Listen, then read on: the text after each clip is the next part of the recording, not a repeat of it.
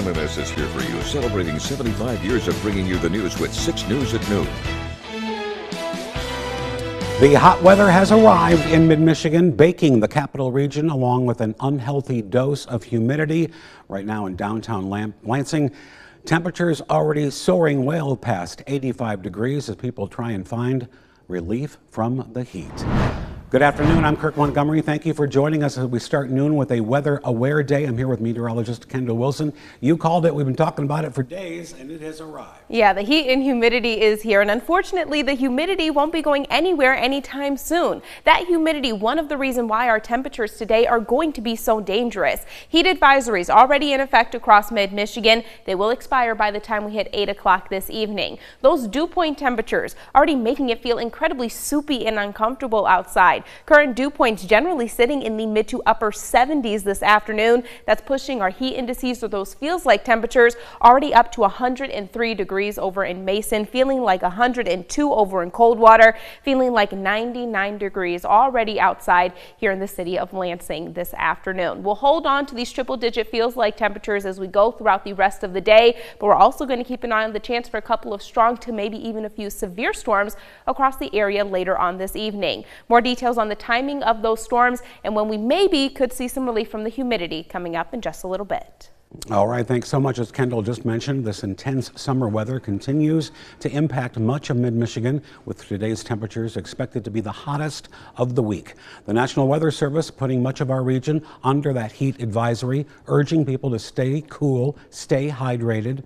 As a reminder, several communities are offering places where you can go to beat the heat. This includes several centers in Lansing, like the Letts, Foster, Geyer, and Alfreda Schmidt Southside Community Center.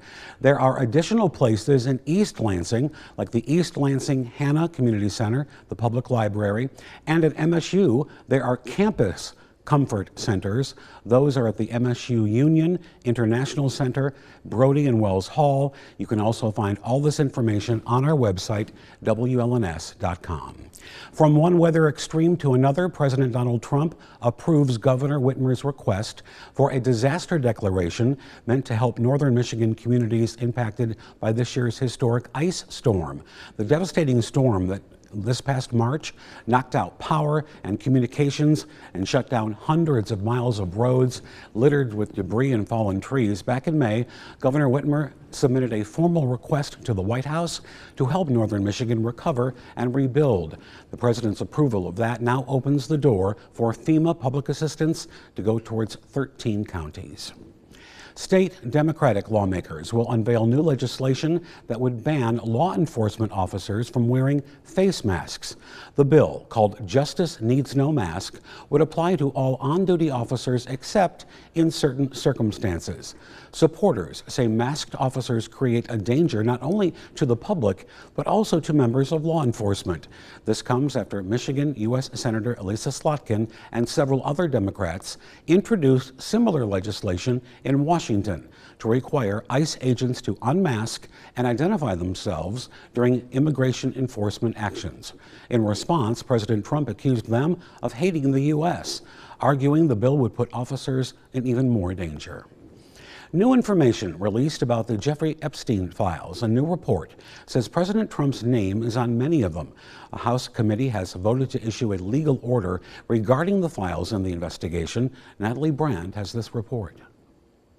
The fallout over the Trump administration's handling of documents related to convicted sex offender Jeffrey Epstein is growing, with the Wall Street Journal reporting officials told President Trump in May that his name appeared in the Epstein files multiple times among many other high-profile names. The Journal notes being mentioned in the records is not a sign of wrongdoing. But the report contradicts what the president said last week when asked what his attorney general told him. Specifically, did she tell you at all that your name appeared in the file? No, she's given us just a very quick briefing, and in terms of the credibility of the different things that they've seen. The White House called the Wall Street Journal report a continuation of fake news, adding that Trump kicked Epstein out of his Mar-a-Lago club for being a creep.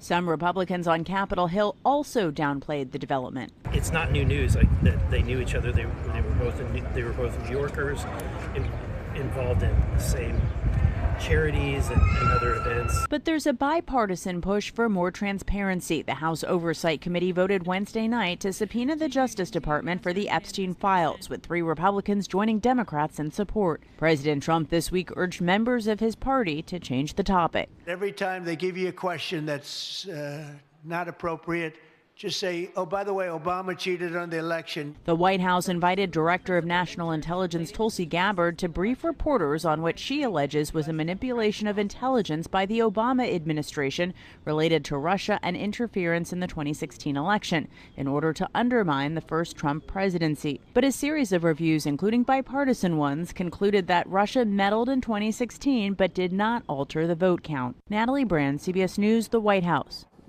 The Lansing Board of Water and Light wants to hear from you about the community's future energy plan. So today, it's hosting the first of 5 public open houses. This series will focus on the utility's new integrated resource plan, assessing future energy needs for consumers and figuring out how to best meet them. Today's open house is from 4:30 to 7 at the Elfrida Schmidt Community Center, with 4 more to follow between now and August 5th. BWL expects to have the final plan presented to its Board of Commissioners in January. Diapers, pacifiers, car seats. The cost can pile up fast for new parents. So today, Catholic Charities of Ingham, Eaton, and Clinton counties is stepping in to try and help. The nonprofit will hold its annual community baby shower with free baby essentials, raffle prizes, community vendors, and much more. Guests will get a free tote bag filled with things like diapers and pacifiers and bibs. And raffle prizes include strollers, pack and plays, and car seats. Plus, there'll be 16 community vendors, including the Lansing Fire Department, which will provide car seat checks. This community baby shower is at the Cristo Rey campus on North High Street. It's happening from 3 to 5 this afternoon. From Storm Tracker 6, this is Weather First, sponsored by Auto Owners Insurance. Simple human sense. It is already incredibly hot and humid across mid-Michigan this afternoon. Heat advisories remaining in effect as we go throughout the rest of our Thursday. They are set to expire by the time we hit 8 o'clock this evening. Take a look at some of the current conditions that we are seeing across the area. Mostly sunny to partly cloudy conditions in place across mid-Michigan. Temperatures already at 90 degrees over in Grand Ledge, the city of Lansing, St. John's, and over in Mason.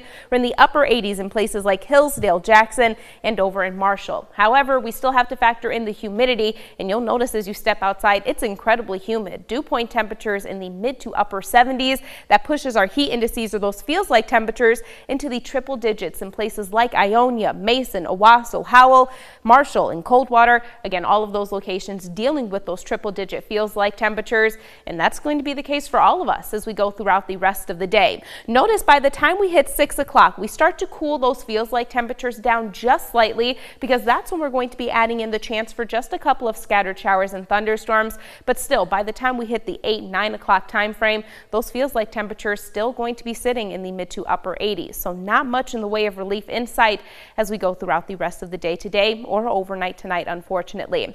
Again, those scattered showers and thunderstorms do have the potential to be on the strong or severe side of things. Currently, Storm Prediction Center has us in this level 1 out of 5, marginal risk for strong to severe storms. My biggest concern going to be some isolated strong wind gusts, and also some localized heavy downpours will be possible as well.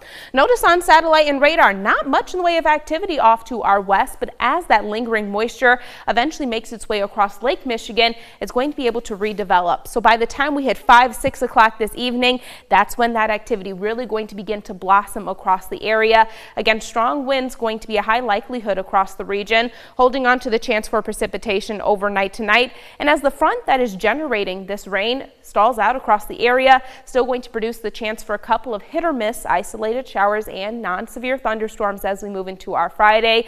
Notice just in time for Saturday, another wave of precipitation going to be moving into the region as well. With this second wave on Saturday, we're also looking at the potential for some isolated strong wind gusts. So a lot that we need to keep our eye on as we go throughout the next few days. Main concern, however, going to be this heat and humidity, making it up to a high of 94 degrees across mid-Michigan today, feeling like we are in the triple digits until those scattered showers and thunderstorms arrive. Overnight tonight, only expected to drop down into the low 70s. That's the reason why we have a weather aware day in place for today, because the combination of heat and humidity going to be particularly dangerous across our region. So making sure that we're staying hydrated and taking frequent breaks if you do happen to work outdoors. Even though we are cooling things down into the mid to upper 80s Friday, Saturday, and Sunday, humidity unfortunately going to remain a big issue in our forecast as we go throughout the next 6 days. We don't have any relief from the humidity in sight until we get towards the middle of next week. Yikes. So it's a pretty long stretch. Yeah, a pretty long stretch of just soupy, uncomfortable weather, unfortunately. All right, buckle up. Yeah. All right, thank you.